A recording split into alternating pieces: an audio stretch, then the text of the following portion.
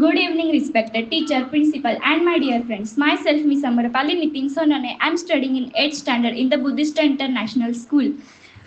Today I am representing the role of Fatima Sheikh. नमस्कार, मी फातिमा शेख. हो, तीच फातिमा शेख जिने शिक्षणाच्या मशालीला हात घातला व समाजाच्या अंधाराला आव्हान दिलं. त्या काळात जेव्हा मुलींना शाळेत जाणं पण समजलेलं नव्हतं, जेव्हा जाती धर्माच्या भिंती उंच उभ्या होत्या, तेव्हा मी ठरवलं, ज्ञानाला धर्म नसतो, शिक्षणाला जात नसते. ज्ञानाला धर्म नसतो, शिक्षणाला जात नसते. माझी भेट झाली सावित्रीबाई फुले आणि महात्मा ज्योतिराव फुले यांच्याशी. त्यांच्या डोळ्यात एक स्वप्न होतं, मुलींना शिकवण्याचं. दलित, वंचित, शोषित या मुलांना ज्ञान द्यावं.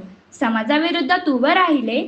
लोकांनी दगड मारले, शेण फेकले, अपमान केला. मी विचार केला, मी जर गप्प बसले तर इतिहास मला माफ करणार नाही. मी माझं घर उघडलं. हो, माझं स्वतःचं घर. पुण्यातील भिडेवाडा येथे आम्ही मुलींसाठी शाळा सुरू केली. मी स्वतः शिक्षिका झाली. मी मुलींना अक्षर ओळखायला शिकवलं, त्यांना नवीन स्वप्न पाहायला शिकवलं.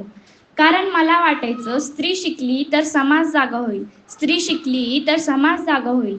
माझा हेतू स्पष्ट होता, जात, धर्म, लिंग या पलीकडे जाऊन प्रत्येकाला शिक्षण घेण्याचा हक्क मिळावा.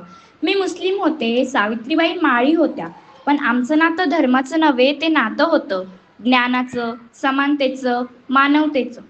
शिक्षण म्हणजे फक्त अक्षर ओळखणं नव्हे, शिक्षण म्हणजे स्वतःला ओळखणं, शिक्षण म्हणजे अन्यायाविरुद्ध उभं राहणं, शिक्षण म्हणजेच स्वातंत्र्य. माझी महत्वाकांक्षा काय होती माहीत आहे? प्रत्येक मुलगी आत्मनिर्भर व्हावी, ती डॉक्टर व्हावी, ती शिक्षिका व्हावी, ती नेते व्हावी, पण सर्वात आधी ती माणूस व्हावी.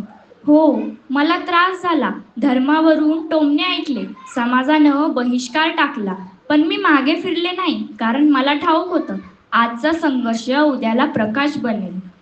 आज जर तुम्ही शाळेत जातात, मुली कॉलेजमध्ये शिकतात, यात आमचा छोटासा वाटा आहे. मी फातिमा शेख. मी केवळ एक स्त्री नाही, मी एक विचार आहे, मी एक क्रांती आहे. लक्षात ठेवा, शिक्षण हीच खरी ताकद आहे. धर्म वेगळा असेल, पण ज्ञान एकच आहे. चला, पुस्तक हातात घ्या आणि समाज बदलण्यासाठी तयार व्हा. जय शिक्षण, जय समानता.